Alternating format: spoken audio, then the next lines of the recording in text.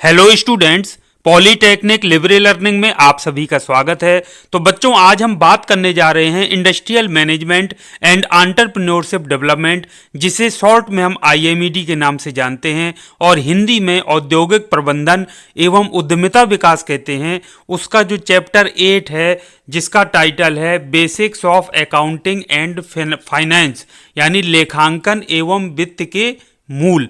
तो इसी बारे में इसका जो पूरा चैप्टर है, ये दो सेक्शन में बटा हुआ है, 8.1 एंड 8.2। तो ये जो बच्चों अकाउंटिंग को हम हिंदी में कहते हैं लेखांकन और फाइनेंस को कहते हैं वित्त। तो आइए पहला जो हम टॉपिक है देख लेते हैं। ये बेसिक्स ऑफ अकाउंटिंग यानी मीनिंग और डेफिनेशन के बारे में बात की गई है। तो इसको जरा हम शब्द को समझ लेते हैं। अकाउंटिंग को, अकाउंट को हिंदी में कहते हैं लेखा और अकाउंटिंग को कहते हैं लेखांकन। तो ये हिंदी में हम इसको लिखे हुए हैं लेखांकन। तो माइंड में बस आप इतना बैठा लीजिए, किसी भी कंपनी या संगठन की बात हो रही है तो किसी भी कंपनी में जो वित्तीय लेन देन का रिकॉर्ड रखा जाता है या जो रिकॉर्ड रखने की प्रक्रिया होती है, उसी को हम लेखांकन या अकाउंटिंग कहते हैं। तो वित्त का मतलब, जब भी वित्त की बात हो, इसका मतलब है पैसों की बात की जा रही है या पूंजी या फिर धन। ये अलग अलग शब्द हैं जो हम प्रयोग करते हैं। तो वित्त का मतलब पैसों की बात की जा रही है। तो वित्तीय लेन देन का रिकॉर्ड रखने की प्रक्रिया ही कहलाती है लेखांकन या अकाउंटिंग। या हम सरल शब्दों में और कहें तो कह सकते हैं कि किसी कंपनी या संगठन में पैसों का लेन देन का रिकॉर्ड रखने की प्रक्रिया ही लेखांकन या अकाउंटिंग कहलाती है। तो दूसरे और शब्दों में अगर हम थोड़ा अच्छे तरीके से लिख दें तो हम कह सकते हैं किसी कंपनी में वित्तीय या पैसे के लेन देन का रिकॉर्ड रखने की प्रक्रिया लेखांकन कहलाती है, यानी अकाउंटिंग कहलाती है। बिल्कुल सिंपल सी परिभाषा है जिसको हम आसानी से समझ सकते हैं। अब लेखांकन में रिकॉर्ड रखने के साथ साथ में कुछ और भी कार्य सम्मिलित होते हैं, तो उसको हम बात कर लेते हैं लेखांकन के कार्यों में, यानी मेन फंक्शंस ऑफ अकाउंटिंग, यानी कि लेखांकन के प्रमुख कार्य। तो पहला तो बिल्कुल क्लियर हो गया कि रिकॉर्ड रखना, यानी रिकॉर्डिंग, वित्तीय लेन देन का जो भी रख रखाव है वो इसके द्वारा किया जाता है अकाउंटिंग के अंतर्गत। दूसरा वर्गीकरण, यानी कौन सा जो वित्तीय लेन देन कई प्रकार के होते हैं तो कौन सा किस मद में जाएगा, उसको सही मद में आवंटित करना या उसको लिखना, ये बहुत महत्वपूर्ण कार्य होता है। तो उसको हम कहते हैं वर्गीकरण यानी क्लासिफिकेशन, यानी जो वित्तीय लेन देन को अलग अलग मदों में बांटना, वो कहलाता है वर्गीकरण। तीसरा है सूचित करना, ये कम्युनिकेशन, ये बहुत ही महत्वपूर्ण इसका जो कार्य है वो है वित्तीय लेन देन की जो सूचना है वो उच्च अधिकारियों तक या जब मैनेजमेंट को है वो वहां तक देना या पहुंचाना। तो ये सारे जो प्रमुख कार्य हैं, जैसे रिकॉर्ड रखना यानी रिकॉर्डिंग, वर्गीकरण यानी क्लासिफिकेशन, और सूचित करना यानी जो कम्युनिकेट करने का कार्य है लेन देन, वित्तीय लेन देन से संबंधित, वो भी एक महत्वपूर्ण कार्यों में आता है। दूसरा अगले टॉपिक की तरफ हम बढ़ते हैं। इसमें है बही खाते की दोहरी प्रविष्टि प्रणाली। अंग्रेजी में आपके सिलेबस में लिखा है double entry system of book keeping. तो डबल एंट्री को हिंदी में कहते हैं दोहरी प्रविष्टि। डबल मतलब दोहरा, एंट्री मतलब प्रविष्टि, सिस्टम माने प्रणाली, और बुक कीपिंग बही खाता हिंदी में कहते हैं उसको, बुक कीपिंग को। बुक कीपिंग की जगह हम अकाउंटिंग भी प्रयोग कर सकते हैं। तो हम कह सकते हैं ये अकाउंटिंग की ही एक तकनीक है। तो डबल एंट्री का मतलब मैंने आपसे बताया ना, दोहरी प्रविष्टि। दोहरी प्रविष्टि का मतलब दो खातों में की गई प्रविष्टि, इसका ये मतलब निकल के आ रहा है अगर हम इस अर्थ पर जाएं। तो डबल एंट्री जो सिस्टम होता है बुक कीपिंग का, तो वो क्या होता है, डबल एंट्री का मतलब दोहरी प्रविष्टि, अर्थात दो खातों में की गई प्रविष्टि। यानी एक कोई अगर ट्रांजैक्शन हुआ, मतलब पैसे का, चाहे वो आपको मिला हो चाहे वो गया हो, तो उसका दो खातों में उसको लिखा जाता है, एक क्रेडिट के रूप में और एक डेबिट के रूप में। इसी को कहते हैं double entry system of book keeping या बही खाते की दोहरी प्रविष्टि प्रणाली। तो इसमें बच्चों फिर से एक बार हम देख लेते हैं। तो ऐसी लेखांकन प्रणाली, मैंने आपसे बताया ना कि ये जो होती है लेखांकन प्रणाली यानी कि अकाउंटिंग सिस्टम है एक, तो ऐसी लेखांकन प्रणाली जिसमें प्रत्येक लेन देन को दो खातों में दर्ज किया जाता है। ठीक है बच्चों, कोई भी लेन देन होगा, लेन देन से तात्पर्य है ट्रांजैक्शन से, तो कोई भी ट्रांजैक्शन होगा उसको दो खातों में दर्ज किया जाएगा। जैसे किसी धनराशि को डेबिट एवं क्रेडिट दो खातों में दर्ज करना या दो खातों में उसको दर्शाना या दिखाना। आप बच्चों कभी भी अपना जो आपका आपने अगर ऑनलाइन बैंकिंग करते होंगे, किसी भी बैंक में आपका अकाउंट हो, तो आप देखिएगा उसका स्टेटमेंट, तो एक जगह क्रेडिट लिखा होता है एक साइड लिखा होता है डेबिट। तो जो पैसा आपके खाते से बाहर गया होगा उसमें डेबिट में चढ़ा होगा, जो पैसा आपके खाते में आया होगा, चाहे 10,000 रुपये आया हो चाहे 10 रुपये आया हो, वो आपके क्रेडिट में चढ़ा होगा। तो बच्चों इसी को कहते हैं double entry system of book keeping या फिर double entry system of accounting. तो मुझे पूरी उम्मीद है कि आप सिंपल तरीके से जो उदाहरण मैंने आपके बैंक खाते का दिया है स्टेटमेंट का, आप पासबुक में देखिए, आप अपनी पासबुक आप देख लीजिए। आपको ऑनलाइन भी यदि आप नहीं देखते हैं तो कोई दिक्कत नहीं है, पासबुक जब आप प्रिंट कराते हैं उसमें आप देखिएगा क्रेडिट और डेबिट दो कॉलम जरूर होते हैं। उसमें जो जो आपके पैसे से खाते जितनी बार आपने निकाला होगा या कटौती हुई होगी तो वो डेबिट में चढ़ा होगा, और क्रेडिट में जब जब पैसा आपके जमा किया होगा, आपने कहीं से आया होगा या ब्याज मिला होगा, तो वो आपका क्रेडिट के रूप में चढ़ा होगा। तो यही बच्चों सिंपल सा कॉन्सेप्ट है आपका दोहरी प्रविष्टि आपके जो प्रणाली है बही खाते की उसका। तो ठीक है बच्चों, आप समझ गए होंगे कि कोई भी जो ट्रांजैक्शन या लेन देन होता है वो दो खातों में दर्ज किया जाता है, एक डेबिट के रूप में और एक क्रेडिट के रूप में, और दोनों बिल्कुल बराबर इस तरीके से मेंटेन उसको किया जाता है। एक सिंपल सा उदाहरण ले, मान लीजिए कोई कंपनी है तो 10,000 रुपये बिजली के बिल जमा किया उसने, सपोज करिए, तो 10,000 जब उसने जमा किया तो उसके खाते से 10,000 की कमी हो गई यानी डेबिट हो गया, और जो उसका यूटिलिटी बिल है, कंपनी का एक दूसरा अकाउंट है यूटिलिटी बिल यानी कि देन उसको महीने की जो उपयोगिताएं जिसको हम कहते हैं उसमें 10,000 रुपये क्रेडिट हो जाएगा, यानी उसमें वो 10,000 रुपये जोड़ दिया जाएगा। तो कंपनी ने जो 10,000 बिल पे किया तो वो कैश से तो डेबिट हुआ, लेकिन वो किस में जुड़ जाएगा, और उसका जुड़ गया यूटिलिटी बिल में या उपयोगिताओं में 10,000 रुपये क्रेडिट कर दिया जाता है। तो इस तरीके से कंपनी का जो बैलेंस है वो मेंटेन करने में सहायता मिलती है, ये डबल एंट्री वाला जो सिस्टम है। तो अब ये बही खाते की जो दोहरी प्रविष्टि प्रणाली के सिद्धांत या नियम क्या होते हैं वो मैंने आपसे बताया कि डेबिट जो है हमेशा बाईं तरफ लिखा जाता है और क्रेडिट होता है वो दाईं तरफ। आप खुद भी चेक कर सकते हैं, आपका जो मैंने आपको बताया है जो आपकी पासबुक का है या फिर आप ऑनलाइन आप इसको जरूर देखिएगा स्टेटमेंट। दूसरा है प्रत्येक डेबिट प्रविष्टि में एक संबंधित क्रेडिट प्रविष्टि अवश्य होनी चाहिए। तो ये जरूरी है कि जितना डेबिट हुआ है उतना ही कहीं ना कहीं क्रेडिट होना चाहिए। ये कंपनी के लिए है कि आखिर डेबिट हुआ तो वो कितना डेबिट हुआ और फिर कहीं ना कहीं वो क्रेडिट जरूर होना चाहिए। तो बिल्कुल इक्वल आपका प्रविष्टि क्रेडिट की भी होना चाहिए। तीसरा इसका नियम है कि डेबिट लाभ प्राप्त करता है और क्रेडिट लाभ देता है। ठीक है बच्चों, तो ये तीन नियम इसके होते हैं जो आपको माइंड में बैठा लेना है। एक तो डेबिट बाईं तरफ लिखा जाता है कॉलम में और क्रेडिट दाईं तरफ। प्रत्येक डेबिट प्रविष्टि में एक संबंधित क्रेडिट प्रविष्टि अवश्य होनी चाहिए, और डेबिट जो होता है वो लाभ प्राप्त करता है और क्रेडिट जो होता है वो लाभ देता है। तो ये तीन सिस्टम है किसी कंपनी के लिए जो बही खाते की दोहरी प्रविष्टि का सिद्धांत होता है। अब एक अगले टॉपिक की तरफ बढ़ते हैं। इसमें आपके दिया है सिलेबस में ट्रेडिंग अकाउंट। ट्रेडिंग अकाउंट को, अकाउंट मतलब खाता, ट्रेडिंग मतलब व्यावसायिक शब्द का प्रयोग करते हैं। तो हम पहले अगर ट्रेड को समझ लेते हैं, भाई जो टॉपिक है उसको हम शब्द को समझेंगे। ट्रेड या ट्रेड को हम हिंदी में व्यवसाय कहते हैं। तो व्यवसाय या ट्रेडिंग में बच्चों क्या होता है, कोई चीज़ चाहे वो वस्तु हो सकती है या कोई सेवा हो सकती है तो बेची और खरीदी जाती है। तो मान लीजिए आप कोई ट्रेडर हैं, वो ट्रेडर क्या करता है, एक कोई कम दाम में कोई चीज़ खरीदी उसने और थोड़े लाभ अर्जित करते हुए अधिक दाम में बेच दी। तो खरीद फरोख्त का जो काम किया जाता है, व्यापार होता है या व्यवसाय होता है, उसी को हम कहते हैं ट्रेडिंग।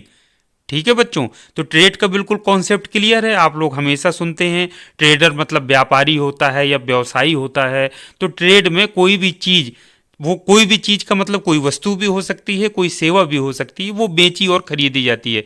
आदमी खरीदता है उसको, फिर अधिक मूल्य मिलता है तो उसको बेच देता है और इस तरीके से लाभ अर्जित करता है।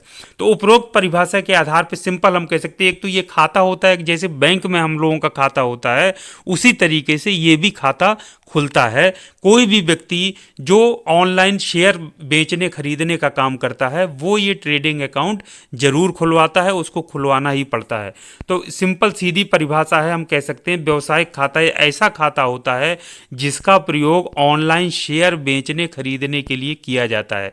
शेयर से यहाँ मतलब है किसी कंपनी की हिस्सेदारी से, कि उसको हमको किसी कई कंपनीज बड़ी बड़ी होती हैं तो अपनी हिस्सेदारी बेचते हैं लोग, शेयर खरीदते हैं, फिर जब अधिक दाम मिलते, कम दाम दाम में खरीदते हैं, अधिक दाम जब उसके बढ़ जाते हैं शेयर कंपनी के तो उसको बेच देते हैं। तो इस तरीके से वो लोग मुनाफा कमाते हैं और ऑनलाइन उसको बैठ करके घर में अंजाम देते हैं। इस तरीके से करते रहते हैं। बहुत सारे लोगों को आपने सुना भी होगा कि वो शेयर बेचने खरीदने का काम करता है। तो जो भी व्यक्ति शेयर बेचने खरीदने में इंटरेस्ट अपना दिखाना चाहता है या रुचि लेता है तो उसको ये व्यावसायिक खाता या ट्रेडिंग अकाउंट खोलना पड़ता है। तो सिंपल सी बात है, एक तो क्लियर है कि ये खाता है तो व्यावसायिक खाता ऐसा खाता होता है जिसका प्रयोग ऑनलाइन शेयरों को बेचने और खरीदने के लिए किया जाता है। ठीक है बच्चों, या दूसरे शब्दों में हम कहें तो व्यावसायिक जो खाता है उसका प्रयोग ऑनलाइन निवेश यानी कि ऑनलाइन इन्वेस्टमेंट जिसको हम कहते हैं या फिर शेयर बाजार में निवेश के लिए किया जाता है। इन्वेस्टमेंट मतलब निवेश, तो ऑनलाइन निवेश के लिए यदि कोई ऑनलाइन और भी कई तरीके की चीज़ें होती हैं, जैसे शेयर होल्डर कोई बनना चाहता है व्यक्ति तो वही उसको शेयर बेचना खरीदना तो कहते हैं। इसके साथ साथ कुछ और भी ऐसे काम होते हैं जो ऑनलाइन होते हैं, उसमें ऑनलाइन निवेश करना या फिर दूसरे शब्दों में कहें तो शेयर बाजार में निवेश करने के लिए किया जाता है इस व्यावसायिक खाते का प्रयोग। तो व्यावसायिक खाते के द्वारा ही शेयर खरीदने और बेचने का जो ऑर्डर है वो स्टॉक एक्सचेंज को दिया जाता है। इसमें स्टॉक एक्सचेंज शब्द जो लोग शेयर खरीदते बेचते हैं, आप लोगों ने नाम सुना भी होगा स्टॉक एक्सचेंज के कई बार रेट की, वो निफ्टी इतना घट गया बढ़ गया इतने वो हो गया, ये आपने कभी न्यूज़ में ज़रूर सुना होगा। अब आप इस पर ज़रूर ध्यान दीजिएगा। तो व्यावसायिक खाते के द्वारा ही क्या होता है, शेयर खरीदने और बेचने का ऑर्डर स्टॉक एक्सचेंज को दिया जाता है। और व्यावसायिक खाते के साथ क्या होता है, एक डीमैट खाता भी होता है।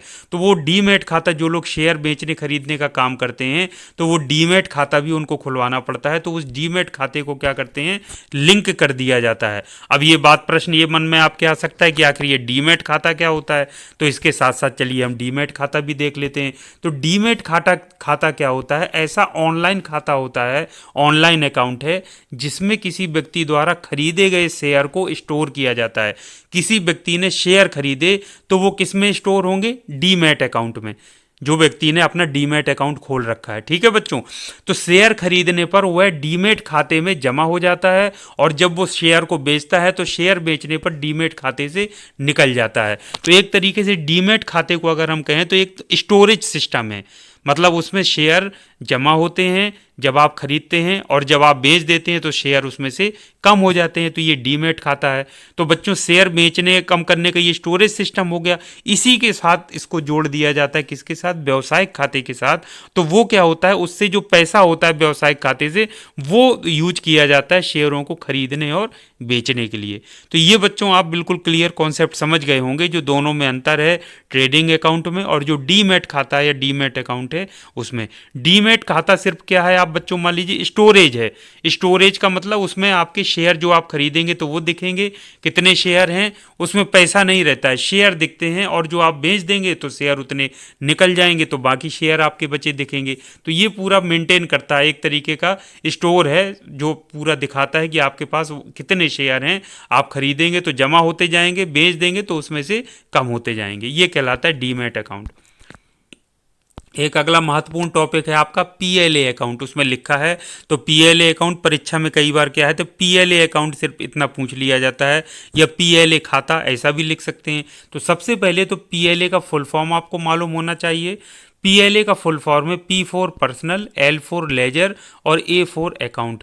तो हिंदी में यदि हम इसको ट्रांसलेशन करें तो पर्सनल मतलब व्यक्तिगत, लेजर मतलब लेजर ही हम उसको कहेंगे और अकाउंट मतलब खाता। तो व्यक्तिगत लेजर खाता, ये हम इसको हिंदी में लिख रहे हैं इसका फुल फॉर्म लिखने के पश्चात। पीएलए का सही जो फुल फॉर्म है जरूर याद रखिए। पीएलए का फुल फॉर्म मतलब पर्सनल लेजर अकाउंट यानी व्यक्तिगत लेजर खाता। तो ये बच्चों ये क्या होता है, कोई कंपनी होती है या कोई जो फैक्ट्री है जो उत्पाद बनाती है तो ऐसा खाता होता है जिसका प्रयोग सरकार को उत्पाद शुल्क यानी कि एक्साइज ड्यूटी के भुगतान के लिए किया जाता है। अब ये एक्साइज ड्यूटी जो भी इस तरीके के टैक्स होते हैं वो मैं आपको पिछले चैप्टर में आपको सारा चीज़ बता चुका हूँ। तो ये किसी कंपनी द्वारा मेंटेन किया जाता है या हम कहें किसी इंडस्ट्री या फिर किसी फैक्ट्री द्वारा मेंटेन किया जाता है। तो ये खाता ऐसा होता है, ये केंद्र सरकार को विशेष तौर से ऐसा खाता जिसका प्रयोग केंद्र सरकार को उत्पाद शुल्क यानी कि एक्साइज ड्यूटी के भुगतान के लिए किया जाता है। सिर्फ ये 2 लाइन का आपका मेन कॉन्सेप्ट है, इसको जरूर आपको माइंड में बैठा लेना है। तो पीएलए क्या है, एक ऐसा खाता है या अकाउंट है जिसका प्रयोग सरकार को उत्पाद शुल्क यानी कि एक्साइज ड्यूटी के भुगतान के लिए किया जाता है। एक तरीके का आप कह लीजिए फॉर्म है या अकाउंट है, फॉर्मेट बना होता है, उसमें सारे विवरण को भरा जाता है। आपने कितना आपने उत्पाद शुल्क आप दे रहे हैं, किसको उत्पाद बेचा, क्या खरीदा, ये सारा चीज़ विवरण होता है। फॉर्मेट भी मैं आपको दिखा देता हूँ जो मैंने डाउनलोड किया है, थोड़ा सा और बड़ा कर देते। ये देखिए, यहाँ देखिए क्या लिखा है बच्चों, ये पर्सनल लेजर अकाउंट लिखा है PLA, और यहाँ फॉर द मंथ ऑफ, किस मंथ के लिए और किस ईयर के लिए यहाँ लिख देंगे। ये सारा देखिए। इसके बाद यहाँ देखिए ये एनेक्सर B के रूप में, ये सरकार द्वारा ही कहीं मैंने उसमें से डाउनलोड किया है। ओरिजिनल है कि डुप्लीकेट है कि ट्रिप्लीकेट, जनरली ये 3 प्रतियों में बनता है। ठीक है बच्चों। डिवीज़न का नाम यहाँ लिख देते हैं, रेंज का, ये कमिश्नरेट कहाँ पर लग रहा है, ये सारा चीज़, नेम ऑफ द फैक्ट्री और पूरा उसका एड्रेस और रजिस्ट्रेशन सब यहाँ पे देखिए रहता है। उसके बाद देखिए ये इसमें फॉर्मेट पूरा बना हुआ है, जैसे date and serial number of entry, फिर particulars of credit debit account document, number, date, central excise tariff कितनी है, EC code of the buyer, फिर बेसिक एक्साइज ड्यूटी, ये देखिए सब भरा है। तो ये सारा भर दिया जाता है और फिर ये क्या होता है, ये पैसा जाता है केंद्र सरकार को, जो जमा किया जाता है एक्साइज ड्यूटी के रूप में। ठीक है बच्चों। और ये सिग्नेचर ऑफ द असेसी और हिज एजेंट। असेसी कौन है, जो कंपनी जो भरकर इसको दे रही है, अपने यहाँ इसको मेंटेन कर रही है, वो बच्चों। तो उसका एजेंट भी कई बार या किसी को नियुक्त कर दिया जाता है, वो कंपनी की तरफ से या फिर फैक्ट्री की तरफ से ये काम करता है, तो उसको कहते हैं असेसी। तो ये सिग्नेचर ऑफ द असेसी और हिज एजेंट, या फिर उसके एजेंट के हस्ताक्षर हो। ये नोट्स भी नीचे लिखे होते हैं कि ये 3 प्रतियों में बनाना है, क्या क्या करना है, कॉलम 7 से 9 तक कैसे आपको करना है या खाली छोड़ना है, बैलेंस क्या, क्रेडिट क्या, डेबिट क्या, ये सारा चीज़ इसमें इस तरीके से भरा जाता है। नीचे ही निर्देश लिखे हुए। तो ये कंपनियों द्वारा जो उत्पाद बनाती हैं, मैंने आपसे बताया, या फिर किसी फैक्ट्री द्वारा, तो उनके द्वारा इस खाते को मेंटेन किया जाता है उत्पाद शुल्क को देने के लिए, उसमें जो भारत सरकार या केंद्र सरकार को। अब एक अगला टॉपिक की तरफ हम बढ़ रहे हैं, कंपनी की balance sheet, balance sheet of A company. तो ये बच्चों बैलेंस शीट जो होती है, तो ये कंपनी तो इसी में लिखा हुआ है, कोई भी कंपनी हो सकती है, कोई संगठन या ऑर्गेनाइजेशन हो सकता है, कोई फैक्ट्री हो सकती है। तो ये जो बैलेंस शीट होती है उसका वित्तीय विवरण होती है, यानी फाइनेंशियल स्टेटमेंट होता है। किसी फाइनेंशियल ईयर के लिए क्या होता है, या किसी भी टाइम के लिए उसका वित्तीय विवरण होता है। वित्तीय विवरण का मतलब, उससे वित्तीय का मतलब मैंने आपसे बताया ना, पैसे या धन का संपूर्ण विवरण दिया जाता है। आपने कितना लिया, कितना दिया, आपकी जो प्रेजेंट में वैल्यू है, मशीन उपकरण की वैल्यू, उसका टोटल वैल्यू कितनी है, आपने कितना कर्ज ले रखा है, वो सारा चीज़ उसमें विवरण दर्शाया जाता है। तो उसको कहते हैं कंपनी की बैलेंस शीट।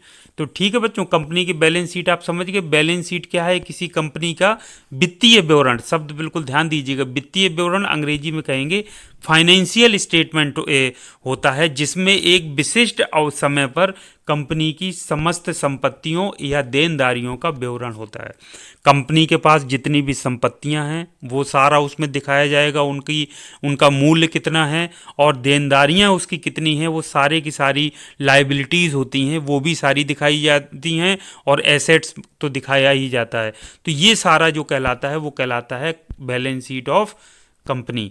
तो बैलेंस शीट किसी कंपनी का एक वित्तीय विवरण यानी फाइनेंशियल स्टेटमेंट है, जिसमें एक विशिष्ट समय पर कंपनी की संपत्तियों या देनदारियों का विवरण लिखा जाता है। ठीक है बच्चों।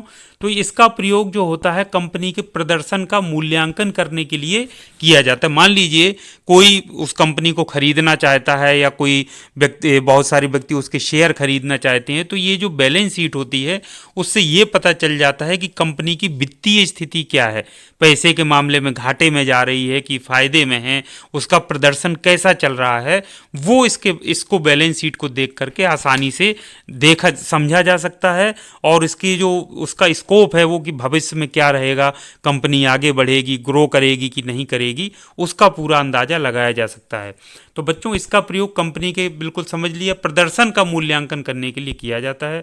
तो बैलेंस शीट के द्वारा जो निवेशक होते हैं, इन्वेस्टर, यानी जो अपना पैसा निवेश करते हैं, उसमें हिस्सेदारी खरीदते हैं, एवं अन्य हितधारक कंपनी के वित्तीय स्वास्थ्य का पूरा क्या करता है, अंदाजा लगा सकता है, यानी उसकी वित्तीय फाइनेंशियल हेल्थ कैसी है। ठीक है बच्चों, फाइनेंशियल हेल्थ ठीक है, वो जैसे होता है ना, जैसे व्यक्ति स्वस्थ है कि नहीं उसकी जांच की जाती है, उसी तरीके से जांच के लिए एक रिपोर्ट निकलती है, वैसे ये कंपनियों की रिपोर्ट होती है जो उसके वित्तीय स्वास्थ्य का अंदाजा लगा सकता है कोई भी व्यक्ति जो उसमें पैसा इन्वेस्ट करना चाहता है या कंपनी को खरीदने के इच्छुक हो या उसमें किसी भी तरीके से सहयोग करने का इच्छुक हो, वो इसमें पूरा के पूरा जानकारी हासिल कर सकता है। तो अलग अलग समय में बैलेंस शीट की तुलना करके हम अलग अलग टाइम में कई बैलेंस शीट निकलवाएं और उनकी तुलना करें, उससे हम ये देख सकते हैं कि कंपनी का व्यवसाय कैसे बढ़ा है, यानी कंपनी ने किस तरीके से ग्रो किया है।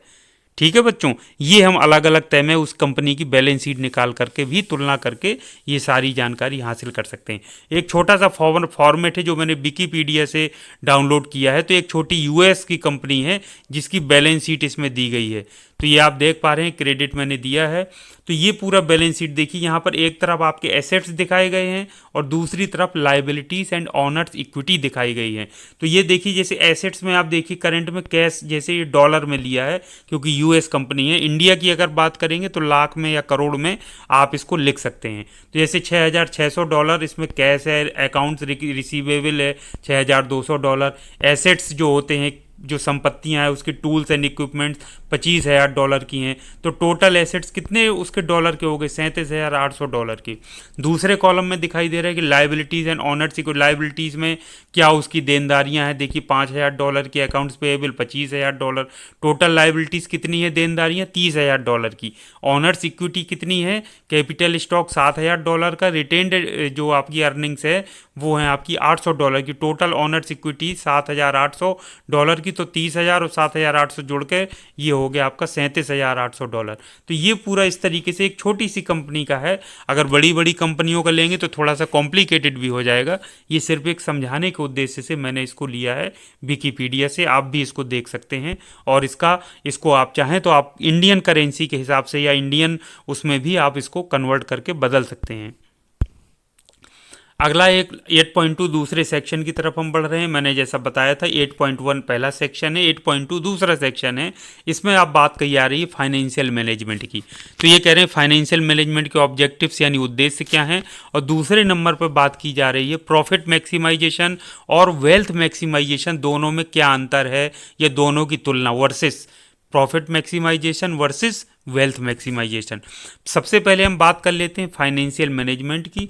फाइनेंशियल मतलब वित्तीय और मैनेजमेंट मतलब प्रबंधन। शब्द से ही अर्थ समझेंगे तो सब कुछ क्लियर हो जाएगा। फाइनेंशियल यानी वित्तीय की बात करें तो वित्तीय संसाधनों की बात की जा रही है। प्रबंधन की अगर बात करें तो प्रबंधन के तरीकों की या प्रबंधन के कॉन्सेप्ट की बात की जा रही है। तो बच्चों, वित्तीय संसाधनों के उचित प्रबंधन द्वारा कंपनी के लाभ को अधिकतम करना ही वित्तीय प्रबंधन या फाइनेंशियल मैनेजमेंट कहलाता है। बच्चों, एक बात हमेशा माइंड में रखिए, कोई भी कंपनी जब खोली जाती है, कोई ऑर्गेनाइजेशन खोला जाता है, तो उसका जो सबसे पहला उद्देश्य होता है वो होता है लाभ कमाना या लाभ अर्जित करना और उस लाभ को बढ़ाते जाना यानी मैक्सिमाइज करते जाना। आप समझ रहे हैं भाई, कोई आदमी कंपनी क्यों खोलेगा, लाभ कमाने के लिए। तो सीधी सिंपल सी बात है कि उसके जो कोई भी कंपनी है उसके जो वित्तीय संसाधन है उनका हम क्या करें, मैनेजमेंट के यदि हम कॉन्सेप्ट लगा करके उस कंपनी के लाभ को अधिकतम करें तो वो हमारा कहलाएगा फाइनेंशियल मैनेजमेंट या वित्तीय प्रबंधन। तो मैनेजमेंट के कॉन्सेप्ट लगाकर, इसी में लिखा है देखिए मैनेजमेंट शब्द आया है, इसका मतलब मैनेजमेंट के कॉन्सेप्ट लगाकर या मैनेजमेंट के कॉन्सेप्ट लगाना। किसी कंपनी के वित्तीय शब्द आया, इसका मतलब वित्तीय संसाधनों द्वारा, उसके जो भी वित्तीय संसाधन हैं उनके द्वारा अधिकतम लाभ अर्जित करना ही वित्तीय प्रबंधन कहलाता है यानी फाइनेंशियल मैनेजमेंट कहलाता है। तो दो बिल्कुल सिंपल सी परिभाषा उन्हीं शब्दों के आधार पर मैंने दे दिया। इससे सिंपल आपके लिए कुछ नहीं हो सकता है। शब्द यानी वित्तीय शब्द से समझ लीजिए वित्तीय संसाधन, प्रबंधन यानी मैनेजमेंट से संबंधित मैनेजमेंट के कॉन्सेप्ट लगाना या उचित प्रबंधन द्वारा कंपनी के लाभ को क्या करना, अधिकतम करना ही कहलाता है वित्तीय प्रबंधन। तो इसमें वित्तीय प्रबंधन में कौन कौन सी चीज़ें आती हैं उसके आधार पर एक परिभाषा और दी जा सकती है कि किसी कंपनी के वित्तीय संसाधनों की प्लानिंग करना यानी कि नियोजन, उसका नियंत्रण, पूर्वानुमान लगाना और बजट तैयार करके लाभ को अधिकतम करना ही वित्तीय प्रबंधन कहलाता है। यानी वित्तीय संसाधन, वित्तीय बात हो रही है, यानी वित्तीय संसाधनों की बात हम कर रहे हैं, उनकी प्लानिंग, नियंत्रण, पूर्वानुमान और बजट के द्वारा उसके लाभ को अधिकतम करें हम किसी कंपनी को, तो वही कहलाएगा वित्तीय प्रबंधन यानी कि फाइनेंशियल मैनेजमेंट।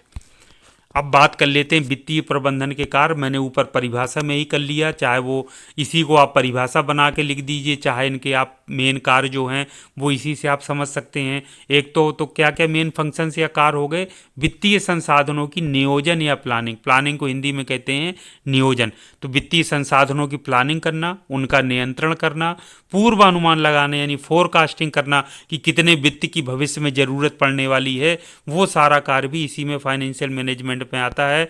बजट तैयार करना, ये सब चीज़ें जो मेन जो फंक्शंस हैं वो यहाँ पर लिखे हुए हैं। इन्हीं शब्दों का प्रयोग यहाँ देखिए परिभाषा में भी किया गया था। तो कौन कौन से, प्लानिंग किसके संबंध में, वित्तीय संसाधनों के सही उपयोग के, बेहतर उपयोग के लिए प्लानिंग, उसका नियंत्रण, पूर्वानुमान लगाना बजट के संबंध में या वित्तीय आवश्यकताओं के संबंध में, और बजट तैयार करना, ये मेन कार्य हैं फाइनेंशियल मैनेजमेंट के अंतर्गत आते हैं। तो इनको माइंड में आपको जरूर बैठा लेना है।